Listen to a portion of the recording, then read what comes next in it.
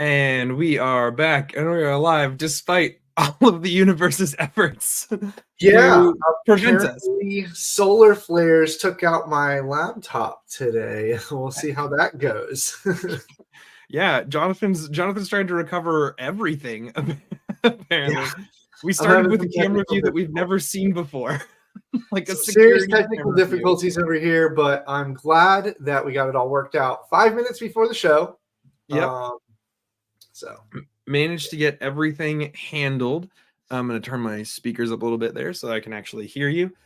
We have some really great stuff to cover today. It was a crazy week filled with really great news for cybersecurity. Actually, like this is an overwhelmingly positive show this week. If you're joining us live, thank you so much for coming in. This is GPS Live for the week of February 23rd. If you're here with us right now, go ahead and drop a comment. Let us know where you're coming in from. Give us any thoughts around stories that you've been paying attention to this week, because maybe we can just kind of on the fly look those up and integrate them into the show if it's something that we're not already covering. And if you're joining us on demand, thank you so much for giving us some of your time over the next week or so. We appreciate your comments and feedback as well. If you guys have stories that you'd like us to cover, stories that you think should be interesting, or topics we should be paying more attention to, then absolutely let us know in the comments and we can dive into those more on other shows. But before we get going, we're just going to get this out of the way really quick because we've got a lot to dive into. The views and opinions that Jonathan and I express are our own and do not necessarily reflect the official views and opinions of GuidePoint Security. We're just a couple of dudes who are talking about things that we are interested in the cybersecurity landscape. Jonathan, how was your week? Thank you for covering for me last week, by the way. We missed you, but all is well. It's been quite busy this week so far, as the sales life will say, end of month excitement, all of the things going on. But really enjoying the weather down here in Florida. It's been bright and sunny and lovely. So can't wait to close up for the weekend here soon and maybe go outside. Maybe go outside. See, I'm disappointed because yesterday was really nice and sunny, and I've been meaning to go take pictures of the car that I have that I want to sell. I've just been waiting for a not rainy day, so I was like, I'll do it tomorrow. Yeah, no sun, no sun today. You've been trying to do that for a long time. Yeah, yep. I've been trying to offload this car for quite a while. Just need some better pictures of it. But we've got a lot to talk about today. The first story that we are going to go over is the one that you can find absolutely everywhere, including our own internal threat bulletin that was put out from the GuidePoint Research and Intelligence team. Now, if you're watching, you might remember Grit from a couple weeks ago. They were on to talk about their annual ransomware report that was released, and we had a very ransomware heavy and focused episode. But what we're talking about today is the fact that a global operation, a multinational effort, took down LockBit's data leak site on the dark web, and that is really incredibly cool. That's some really fantastic news and a great step forward. Yeah, so what's happening here is, if you recall, many ransomware groups are going to have multiple ways of trying to ransom you, right? Historically, maybe they encrypted your data. Now, more recently, they're pilfering and stealing your data. But having a kind of presence online and maybe publicly outing different organizations of being compromised before that the information is made public, offering to sell the data or trade the data. It's kind of, this marketplace that these ransomware groups are using now, these web storefronts or even just online presences, to take advantage of that game that they're already in. And so by simply removing one of those multiple legs from these ransomware groups and preventing them from creating a new avenue of revenue for criminals is a massive jump and leap ahead. And kudos to all of the teams internationally that worked hard on this. I mean, everybody that you can imagine between the UK and, all the freaking different polls, UK, Japan, US, Interpol, and this was called Operation Kronos because we can't have something like this happen without a really cool name. So Operation Kronos. Now, to give a little perspective to this, LockBit is by far the most prolific ransomware group Yeah. You know, I don't want to say definitively the most prolific in the world ever, right? 5 years since 2019, they've been running rampant. Yeah, since 2019. But like the important thing here is that, I mean, if you go back and look at something like the Grit ransomware report, which Ben, if you could grab a link to the Grit ransomware report, producer Ben, and throw that in the comments for folks, that would be great. But if you go back and look at the Grit ransomware report, the annual report for this year, right, one of the things that they point out is that like there was a slowdown in 2022 overall, and then LockBit hit the ground running in 2023 and really surged in. And if you look at the annual numbers for LockBit claimed over 1,000 victims last year, and that's just the ones that, you know, they post and that they put out there and that they put on their name and shame sites, the ones that can be tracked, right? There are potentially many more that are never released, and that you never hear about. But they claimed over 1,000 victims. The next most active group, Alpha, I believe, and it's styled Alpha V, was just over 400 victims, right? So LockBit consistently, month over month, posts these insane numbers for ransomware victims, and so to take down LockBit's infrastructure is a huge step forward in the fight against ransomware. Now, it's important to note that this is not all of LockBit's infrastructure, right? They've not been taken entirely offline. In fact, LockBit themselves came out and said, hey, they got access to some non-encrypted, like, you know, stuff that was public facing and blah blah blah, but, you know, we still have our own resources that are still safe, and things that weren't touched. But interesting things that came out of this is that for one thing, this multinational effort discovered that there was victim data stored on these servers that should potentially have been deleted and removed already because those victims had paid the ransom, right? So the idea that you pay the ransom and things go away, right, being fought a little bit there, being being overturned a little bit there. But then they also discovered keys for the they've discovered the cryptographic keys. Sorry, I'm losing my train of thought here. For a few recent victims, and were able to reach out to those victims and give them the ability to decrypt their ransom. They've now set up a website that you can go to and an email address that you can email to say, like, I've been a victim of LockBit. Is my stuff there? Can you help me?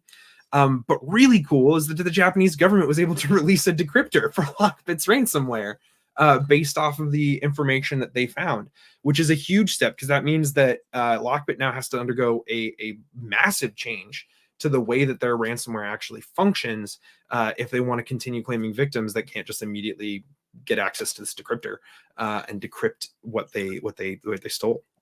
Now, like you said, this is going to make, it's going to have an impact on ransomware as a whole, especially LockBit being used as a ransomware as a service platform and the spread of it.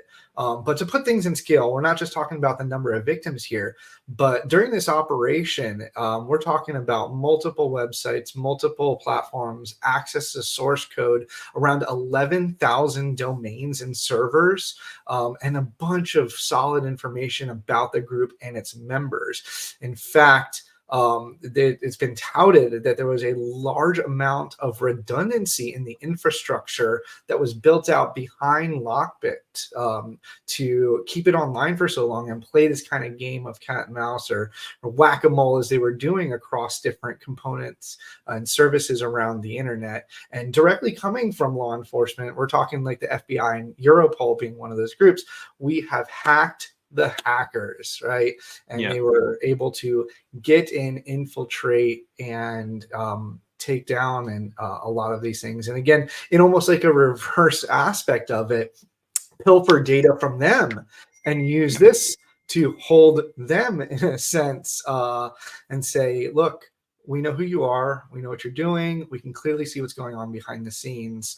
And maybe make this a call to other ransomware groups that we're coming after you. We're serious about it, and that we will prosecute and bring people to justice and intentionally completely take offline your revenue streams. Yeah. And also another interesting thing with this is that they seized over 200 crypto wallet addresses associated with LockBit.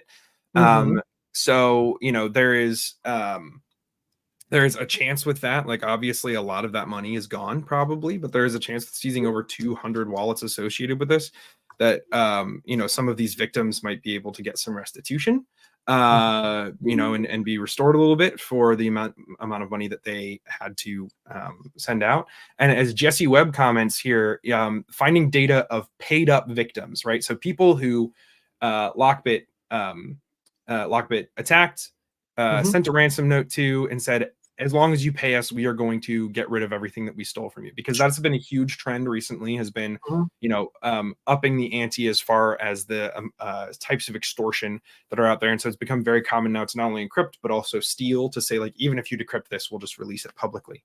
But as Jesse Webb says here, right, finding data from paid up victims proves the folly of paying ransoms. We need to stop paying the ransom as an industry.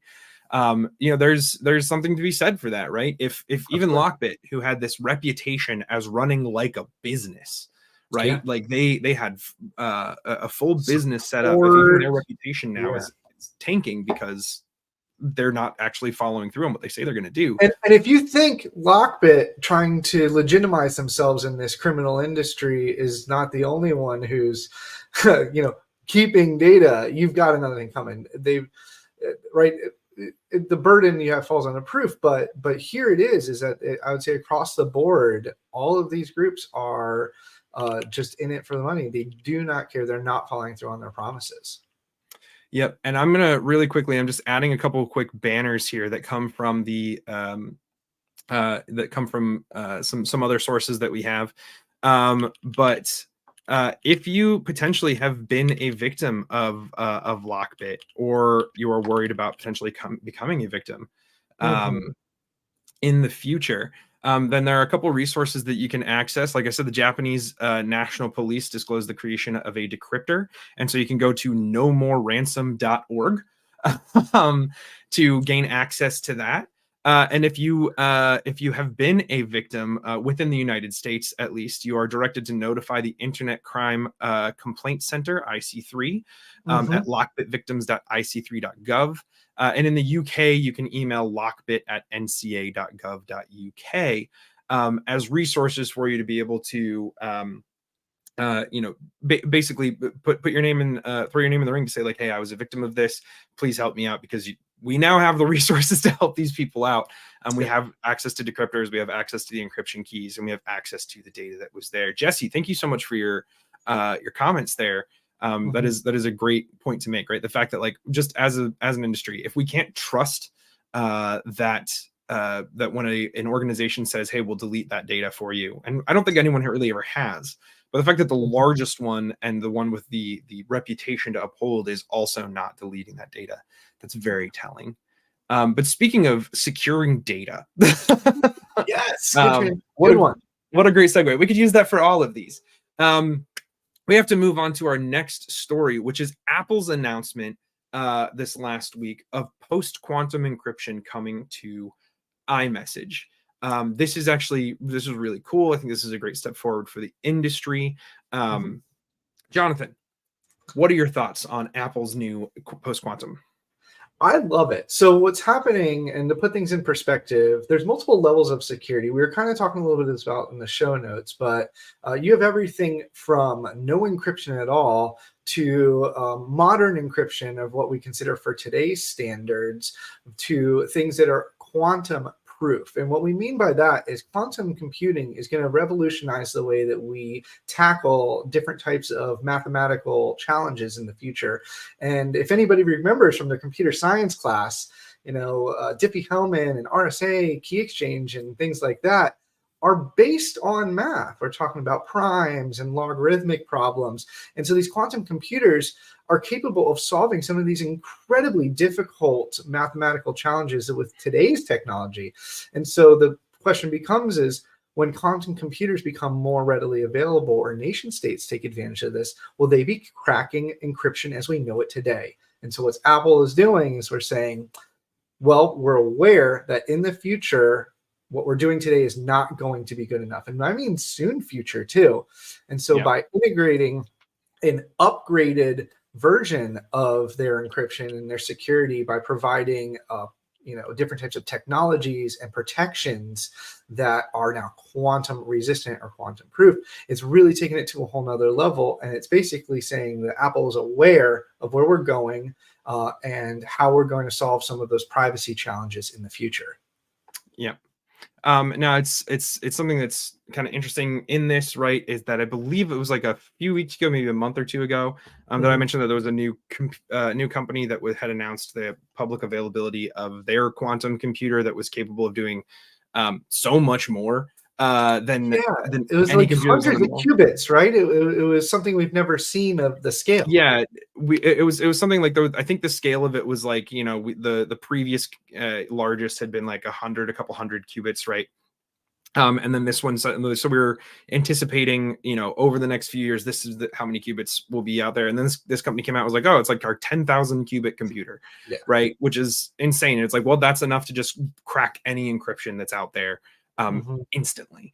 And so the interesting point behind that being like, hey, if that is now publicly available, that means that probably governments have had access to technology like this for a very long time, right? So to a degree, we're probably already playing catch up with this.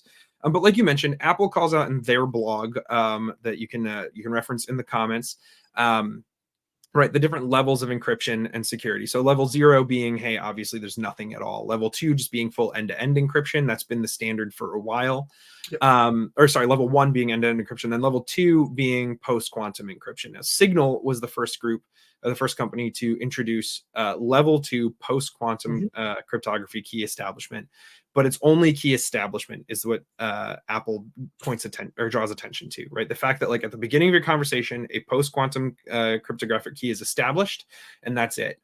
And what that is vulnerable to is the collect now, decrypt later approach, right? So the fact that someone could just record all of these things, everything that's happening in a conversation, record it, say we don't know how to decrypt this now, but in a year we'll have a quantum computer capable of cracking this key and being able to read these then.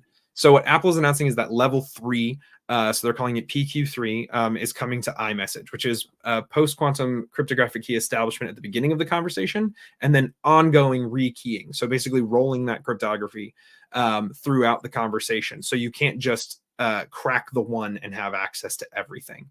And obviously, as more advanced cryptographic standards become available, they'll be able to move into that. And they're calling out the future, we're going to need quantum key establishment, ongoing rekeying, and then key authentication will be like the future. And that will mean that you'll have protection against future threats from quantum computers, not just the ones that exist now. So there's still, still work to be done in this, as there always will be in cybersecurity. But this is just a really great step forward, because iMessage, as much as iMessage personally, right, just gets stuck in my craw, because I don't like the way that it's run, from a corporate perspective. I don't like what it does to the consumer market.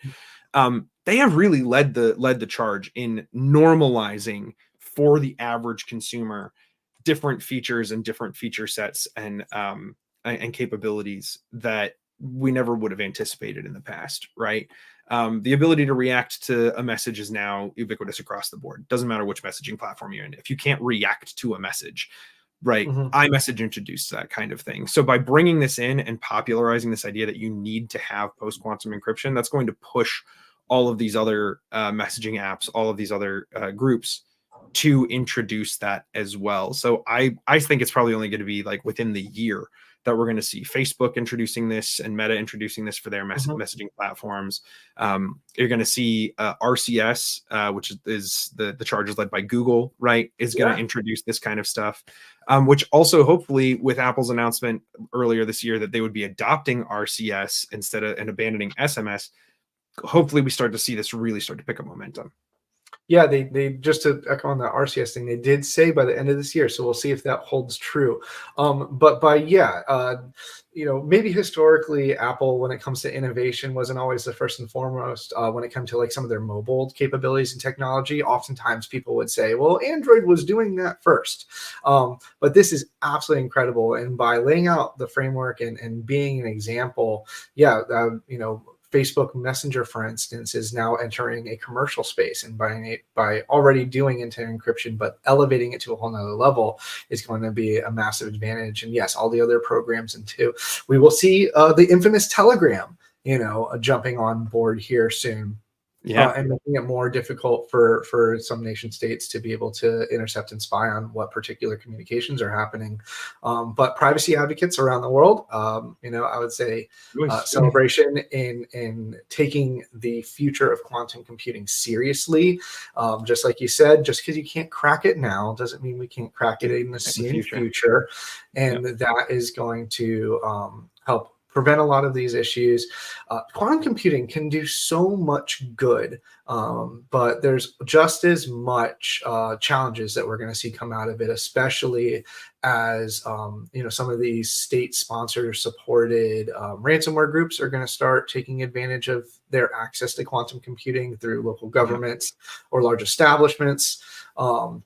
The cost of operation is going to start coming down, just like anything else in the technology world. And so keep up the good work, Apple. We do like seeing this kind of thing. We want to see the mirroring and adoption by all the other platforms.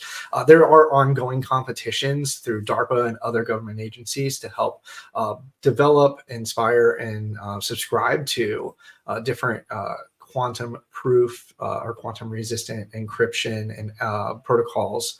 And in fact, we had something on the show not too long ago about one of those competitions, how a number of the suggested protocols were actually cracked on old Pentium processors, because what seemed to be really reliable was later discovered to be nothing but a vulnerable bit of code. So they have a lot of resources. This is super cool. I'm in for it. Yep. And I want to highlight comments from Gary McAllister really quickly. This is a great question to mull over. We don't unfortunately have time to cover it right now. But this is something that I'm going to go actually to the relevant team, and I think we can talk about in the future. What role does identity and access management play in quantum computing encryption methods? Is this still going to be relevant when we cross this threshold? And that is an excellent question for us to ponder and think about. If you have thoughts on that as a viewer, start the conversation in the comments, reply to Gary. Sorry about your inbox, Gary. But if you have thoughts on that, leave those in the comments below, and we can kind of delve into that next week on the show. But I'm also going to reach out to our relevant identity and access management teams here at GuidePoint and pose that and see if maybe we could do a special quantum computing episode in the future, like we've done with the ransomware things in the past. We got to keep trucking along, though, because we've only got 8 minutes to cover a couple more stories. So our next story, more good news. The U.S. government has released some new guidance for securing water and wastewater service systems for the advanced attacks that we're expecting to see coming in the future. Now, this is pretty basic guidance, it seems like on the surface, right? But when you're talking about municipal systems like this, you are talking about areas of the country that may still be operating on tech that is 5-10 years old. In some cases, Windows XP is still Windows 95. Yeah. All of them, all of these things, very old systems, especially considering that these are critical systems that are very difficult to upgrade, because upgrading them means taking things offline potentially, especially for these smaller groups. And so the US government released on Wednesday some new guidance, and this is coming from CISA, the FBI, and the EPA have released these new guidelines. So what kind of things do these guidelines cover, Jonathan? Yeah, and so what seems trivial as far as cybersecurity to many of us probably already in the industry is leaps and bounds to OT environments, SCADA environments, things like that. And so what we consider maybe things like conducting regular assessments to identify potential vulnerabilities in these different systems, prioritizing of patching, right? Things that are critical or things that are public facing. They're also suggesting around password improvements like password hygiene or changing of default passwords, which, as simple as it sounds, you would be surprised. Remember, these facilities are meant to pump water. They are not meant to secure, computers. And so the people who are out there are building impressive systems that you and I get drinking water in our house every day. But these are not tech people. And so changing of default passwords, we've seen kind of bite, the industry in the past. And also kind of like implementing stuff like multi-factor. That can be really challenging on a lot of legacy systems that simply just don't support it, don't have the capability, infrastructure, or even know-how. And so tackling a lot of these things aren't just as simple as buying XYZ product and clicking a couple buttons. It's really going to take an innovative approach and identifying, new and revolutionary ways to bring some of these legacy platforms that are critical infrastructure and bring them up to what we consider modern security. Remember, this isn't just a bunch of laptops and servers and workstations. This is pumps, SCADA, PLCs, systems, many of them even non-conventional computers that have been challenges historically. So with this kind of cooperation coming from the government and a lot of these security industries saying, look, we understand this is a problem. Let us help you figure out how to tackle it. Don't go it alone. Yeah. And it's the reason that a lot of this stuff is so important, right? Especially as you consider, advanced warfare and things like that, and the ways that wars might move, right? We've even seen in recent times, right, with things like the Russia-Ukraine conflict and others, that right, like something as what we take for granted every day, wastewater management can be the difference between make or break in certain areas for fields of battle, right? Like if you can take down a wastewater management system and stop the sewage from running properly in a major city, you can cause all kinds of problems, including like disease overwhelming the healthcare system in the area, morale problems, like all kinds of things happen as knock-on effects of that. Take away access to clean drinking water, you're just compounding those problems even further. And so this guidance calls out 4 key things, right? One is preparation. Make sure that you have an incident response plan in place. You implement available services and resources to raise your cybersecurity baseline. And then, start engaging as a community, right? Wastewater services and water services as a community should be coming together, say, what are the common problems that we all face? How do we tackle those? Detection and analysis is the second thing, right? So getting accurate and timely reporting, so you can understand the full scope of cyber incidents as they are occurring. And again, being able to share that with the community as a whole to say, like, we're seeing this, make sure that you're looking for these things and sharing that information out. The third thing is containment, eradication, and recovery. Right. So as you're building that incident response plan, including federal partners and including other groups inside of that for disaster response, disaster communication, and access to better resources, right? But being able to contain an incident, make sure that it's been completely eradicated from your systems and move on. And then your post-incident activities like your evidence retention, collecting incident data and all of those things, again, so that you can share this out and we can do proper analysis on these things. So they're drawing attention to some pretty key critical areas that the sector needs to improve in, and through that also saying things like change the default password, take OT devices offline so they're not publicly accessible. All kinds of things are coming into this that we would take for granted, I think, a lot of time in cybersecurity. But what, like you have said, Jonathan, these groups may not. Now we've got 2 minutes left, so we have to speed through these next stories. Well, we only have one more to cover, but this one is an interesting, was probably the only downer for the entire week.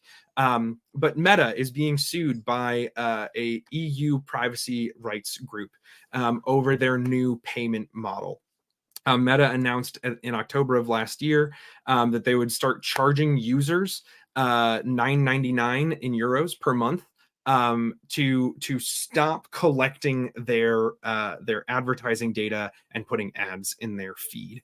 Now, Meta's argument against this lawsuit is that the subscription model is already well established with things like Spotify and YouTube Premium and others. And while that may be true, what this group is arguing is that this is a fundamental right secured by the EU and things like GDPR to say you have the right to control where your data is going as a baseline human right.